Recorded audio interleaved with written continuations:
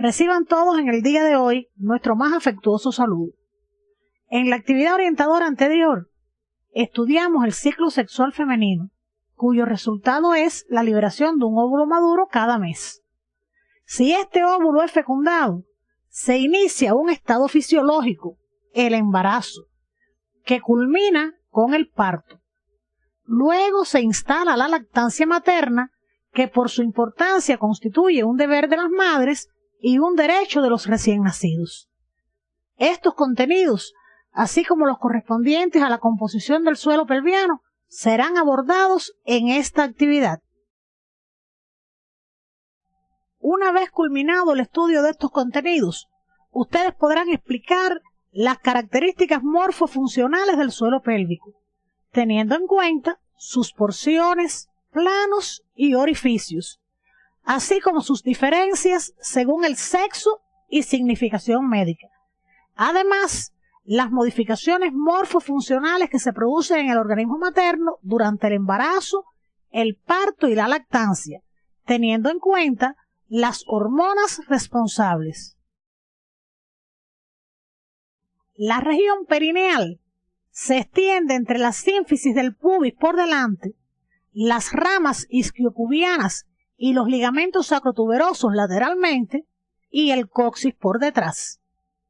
Este espacio romboidal constituye el suelo de la cavidad pelviana, formado por dos planos músculo-aponeuróticos recubiertos superficialmente por la piel que rodea a los genitales externos y al orificio anal. Este conjunto de planos musculares y faciales que cierra caudalmente la cavidad pélvica es atravesado por conductos como la uretra, el recto y la vagina en dependencia del sexo. En esta imagen se aprecia una vista inferior del suelo pélvico después de haber retirado la piel y la fascia superficial. En ambos sexos, el suelo pelviano está formado por un plano muscular profundo, el diafragma pélvico, y por planos musculares superficiales que constituyen el periné. El plano superficial o periné comprende láminas aponeuróticas, vientres de músculos estriados y conglomerados de fibras musculares lisas dispuestos en dos planos perineales, superficial y profundo, implicados tanto en el soporte de las vísceras pelvianas como en la dinámica de los genitales externos. En su porción central se encuentra una masa fibromuscular denominada cuerpo perineal, que sirve de soporte al mismo. En el periné se distingue un triángulo anterior o urogenital y otro posterior o anal.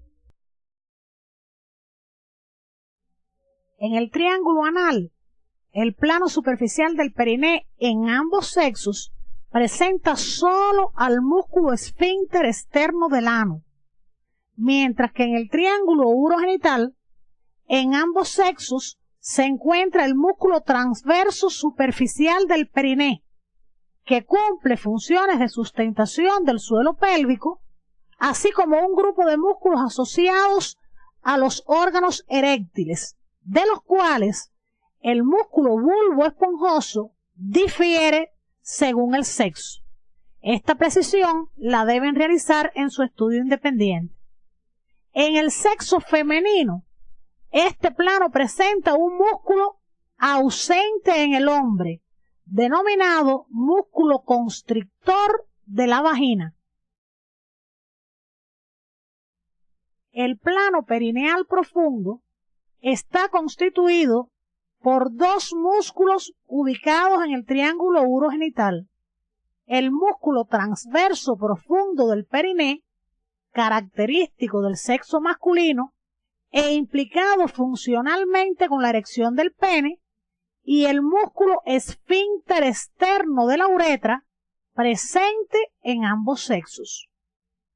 En el sexo femenino, la ausencia del músculo transverso profundo del periné es sustituida por la presencia de fibras musculares lisas y de pequeños vientres musculares asociados a las aperturas de la uretra y la vagina, conocidos como músculo compresor de la uretra y músculo uretrovaginal, respectivamente. Una vez estudiada la porción más superficial del suelo pélvico o periné, pasaremos al estudio del plano profundo o diafragma pelviano. La imagen que se muestra corresponde a una vista superior del diafragma pelviano, el cual está formado por los músculos elevadores del ano y coccígeo, revestidos por fascias. Las presentes vistas del suelo pelviano nos permiten apreciar su disposición en forma de embudo y la presencia en su centro y porción anterior de la hendidura o puerta de los elevadores, espacio que es atravesado por la uretra y el recto en el hombre y por la uretra, la vejiga y el recto en la mujer. La forma de hendidura de este espacio responde especialmente a las necesidades de dilatación de la vagina durante el parto para permitir el paso del feto. Existe el riesgo de que las partes blandas del suelo pelviano se desgarren durante los esfuerzos intensos como el parto, por lo que para su protección es recomendable realizar algunas maniobras y, llegado el momento de la expulsión, practicar una incisión denominada episiotomía para facilitar la salida del feto.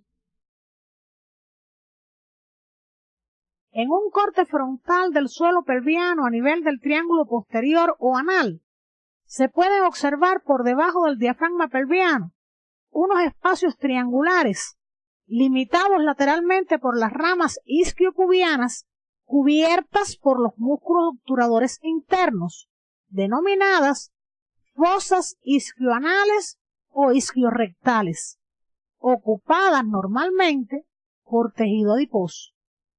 Dichas fosas tienen interés práctico por cuanto con frecuencia constituyen sitios de alojamiento de colecciones purulentas. En esta imagen podemos apreciar las arterias y venas encargadas de la vascularización del suelo pelviano. Están señaladas las arterias pudendas, ramas parietales de la arteria ilíaca interna, así como las venas pudendas, afluentes de la vena ilíaca interna.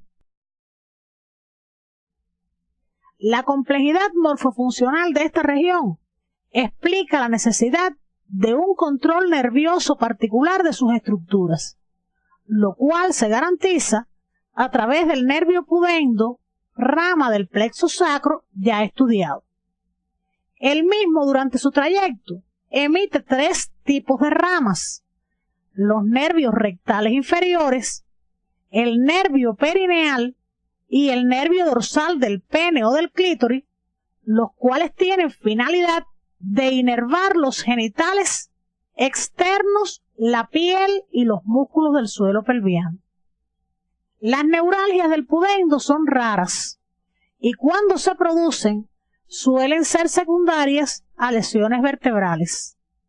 Se caracterizan por un dolor quemante en el perineo y los genitales. Para aliviar este dolor, se realizan infiltraciones con anestésicos locales en la región de la tuberosidad isquiática.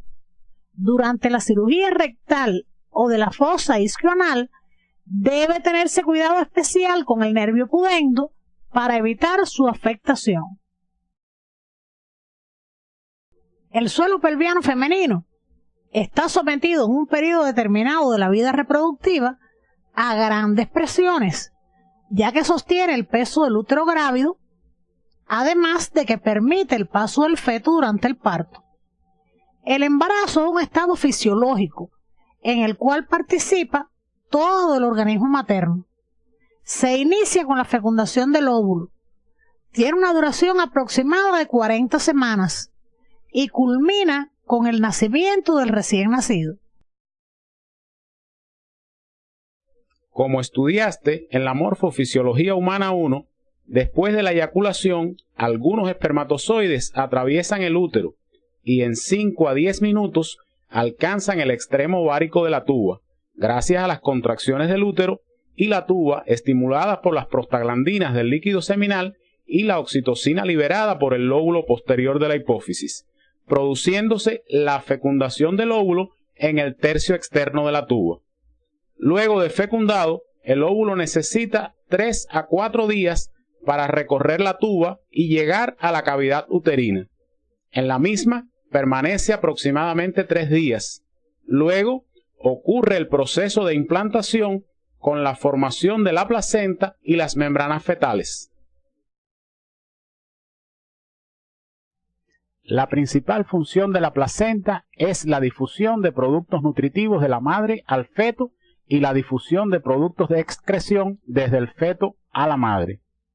Como puede apreciarse en el gráfico que se muestra, hasta la semana 12 de la gestación, la conductividad de la membrana placentaria es escasa, debido a que no está completamente desarrollada, y su superficie es pequeña. Por esta causa, el embarazo se mantiene gracias a la secreción del cuerpo lúteo que no involuciona. A partir de la semana 12 y hasta la 32 aproximadamente, la conductividad aumenta y posteriormente comienza a disminuir hasta el parto. A continuación, analizaremos las funciones hormonales de la placenta. A partir de la semana 8 de la gestación, la placenta comienza a producir varias hormonas necesarias para mantener el embarazo. No obstante, por su importancia, destacaremos las funciones de la gonadotropina coriónica humana, los estrógenos, la progesterona y la somatomamotropina coriónica humana. La hormona gonadotropina coriónica humana es producida por el blastocisto en desarrollo desde 8 a 9 días después de la fecundación y aparece en la orina de la mujer embarazada, lo cual es utilizado para el diagnóstico precoz del embarazo. Alcanza el máximo de secreción entre las semanas 10 a la 12, para luego disminuir progresivamente, y resulta imprescindible para mantener el embarazo durante el primer trimestre, debido a que impide la involución normal del cuerpo amarillo, el cual continúa secretando estrógenos y progesterona. Además, estimula las células intersticiales del testículo fetal, lo cual es importante para la diferenciación de los genitales masculinos. Hacia el final del embarazo, la testosterona da lugar al descenso del testículo fetal hasta las bolsas escrotales. Los estrógenos en el embarazo son producidos inicialmente por el cuerpo lúteo y después por la placenta. Estas hormonas desarrollan principalmente una función proliferativa sobre los órganos de la reproducción, provocando aumento del tamaño del útero y de las mamas con mayor desarrollo del sistema de conductos de este órgano, además de aumento de tamaño de los genitales externos. Los estrógenos relajan los ligamentos pélvicos, de modo que las articulaciones sacroilíacas y la sínfisis del pubis adquieren elasticidad suficiente para permitir el paso del feto por el canal del parto. La progesterona, producida inicialmente por el cuerpo lúteo y después por la placenta, tiene importantes funciones secretoras en la tuba y el útero, proporcionando las sustancias necesarias para la nutrición del blastocisto. También disminuye la contracción del útero grávido, con lo cual impide las contracciones uterinas capaces de producir el aborto espontáneo. La progesterona contribuye a la preparación de las mamas para la lactancia, favoreciendo el desarrollo de los alvéolos mamarios. Además, aumenta la temperatura basal debido a su efecto central sobre áreas hipotalámicas. Disminuye la excitabilidad neuronal debido a que productos de su metabolismo en el cerebro presentan efectos GABAérgicos y contribuye a la retención de sodio y agua. Este efecto es mediado por la aldosterona. A la somatomamotropina coriónica humana se le conoce también como lactógeno placentario. Sus acciones se producen sobre todo en el organismo materno. Disminuye la sensibilidad a la insulina y a su vez la captación periférica de la glucosa en la madre. Esto aumenta la disponibilidad para el feto. Además, moviliza los ácidos grasos del tejido adiposo y con ello proporciona otra fuente alternativa de energía durante el embarazo y estimula la captación de aminoácidos por las células, produciendo un balance nitrogenado positivo.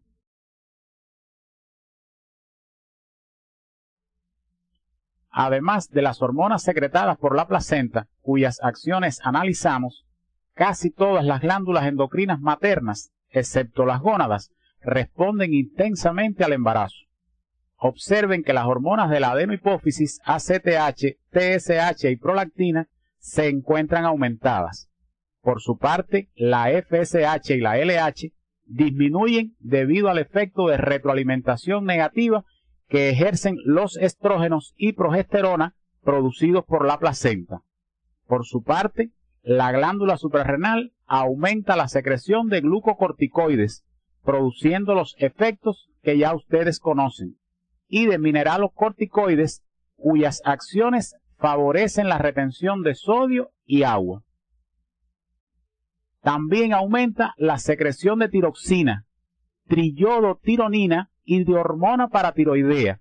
Esta última garantiza para el de calcio plasmáticos necesarios para el desarrollo del feto. Además de estas hormonas, el cuerpo lúteo y la placenta secretan relaxina. Esta hormona relaja los ligamentos pélvicos, lo cual favorece el paso del feto por el canal del parto. Deben profundizar en las funciones de estas hormonas en el embarazo, siguiendo las orientaciones del CD.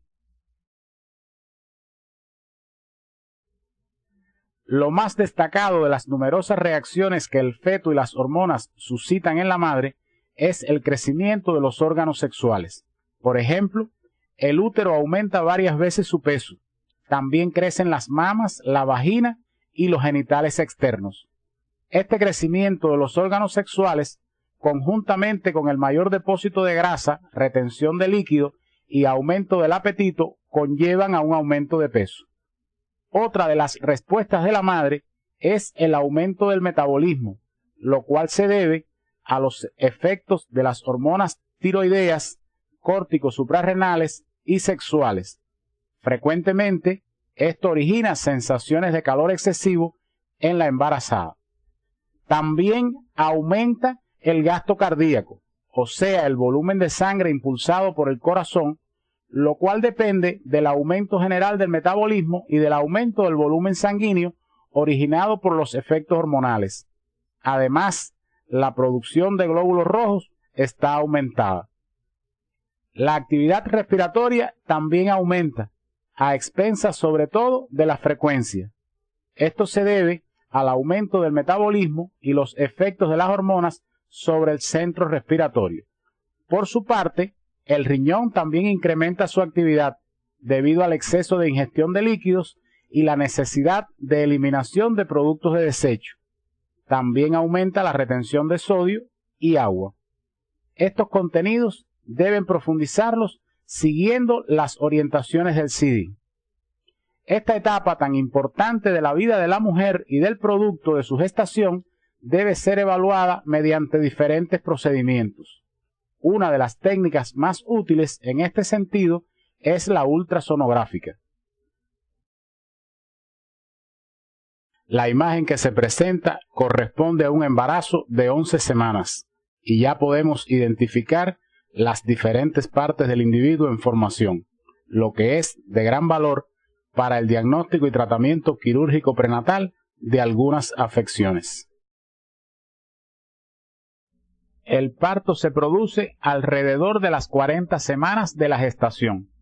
Es el proceso que da lugar al nacimiento del niño, y en el mecanismo de su producción intervienen factores hormonales y mecánicos que garantizan el estado de activación del miometrio unas semanas antes del parto, estado que le permite responder a estímulos uterotónicos con contracciones uterinas.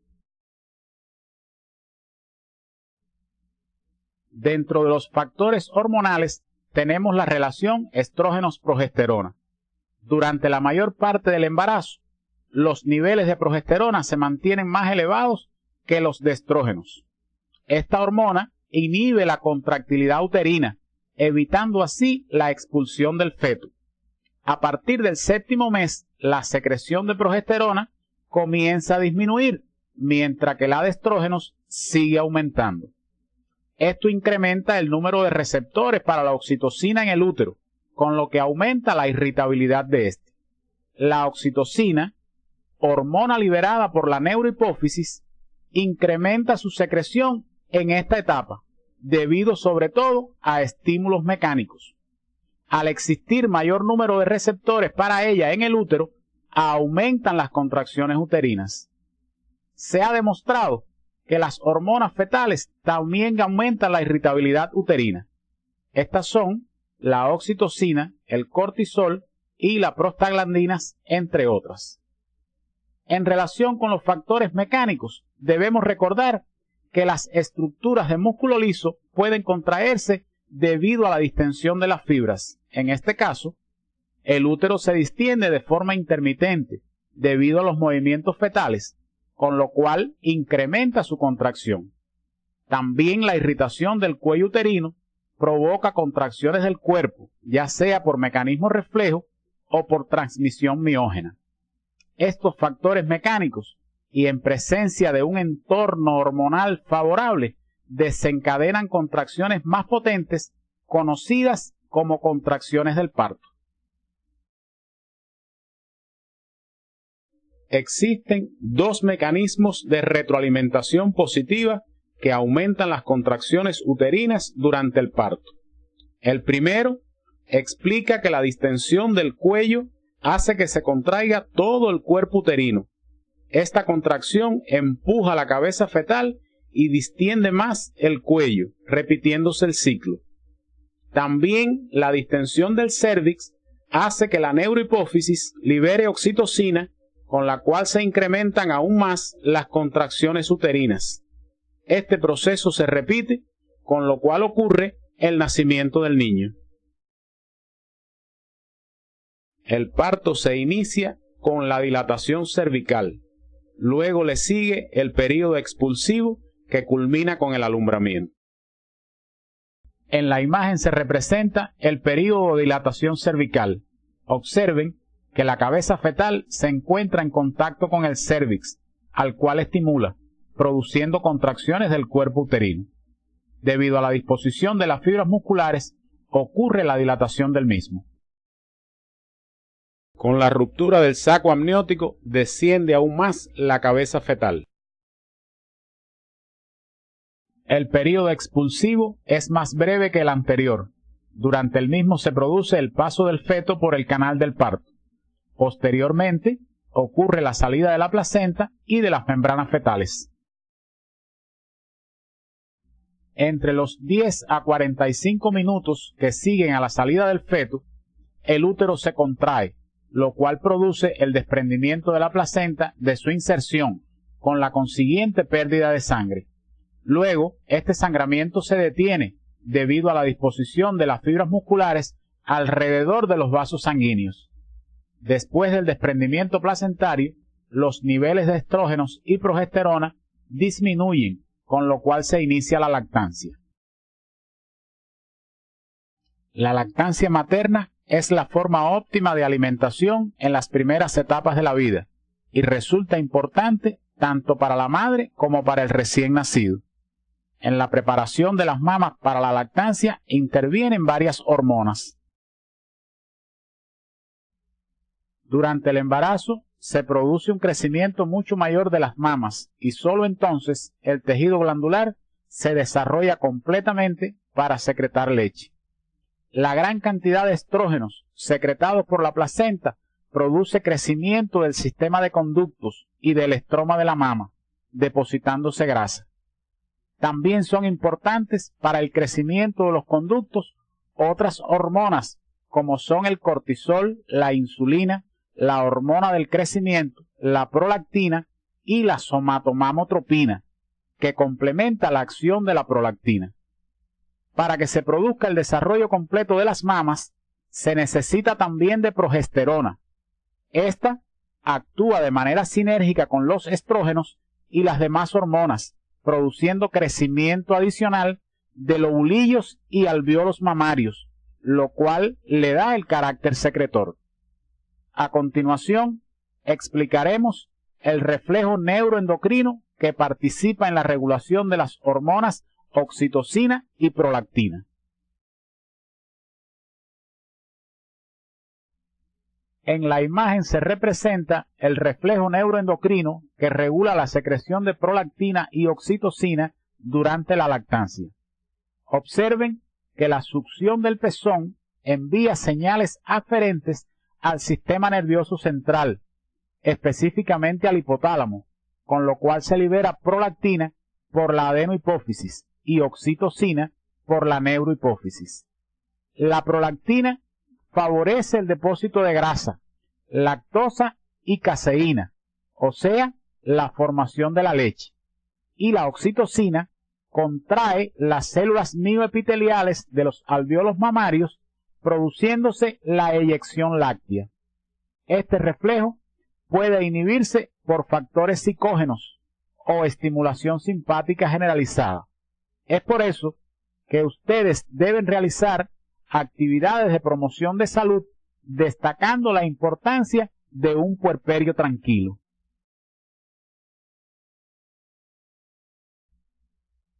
La lactancia materna es el mejor alimento para el recién nacido en los primeros 6 meses de vida.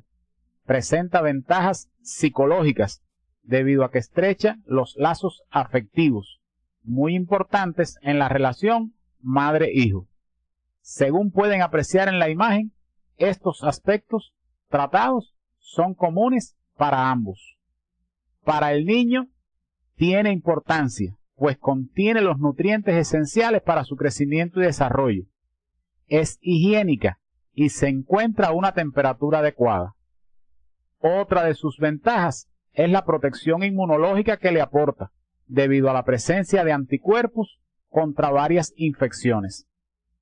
Algunas investigaciones demuestran que enfermedades como la diarrea, las alergias y las infecciones respiratorias pueden prevenirse con una lactancia precoz.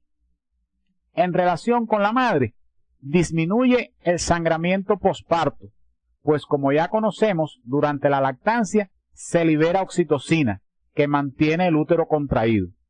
También representa un beneficio desde el punto de vista económico, así como disminuye el riesgo de padecer de cáncer de útero y mama. Por todo lo anterior, se considera la lactancia como un deber de las madres y un elemento fundamental del derecho de los niños a una alimentación adecuada, a la salud y a los cuidados.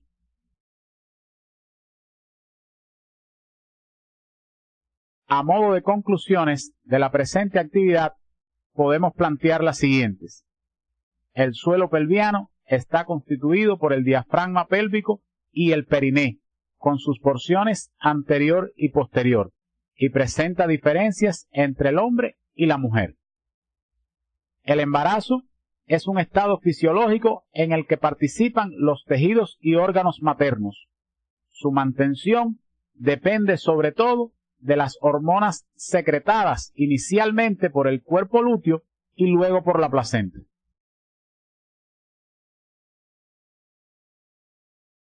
Al término del embarazo, el aumento de la relación estrógenos-progesterona, unido a otros factores hormonales, mecánicos y reflejos, inician un mecanismo de retroalimentación positiva que da lugar al nacimiento del niño.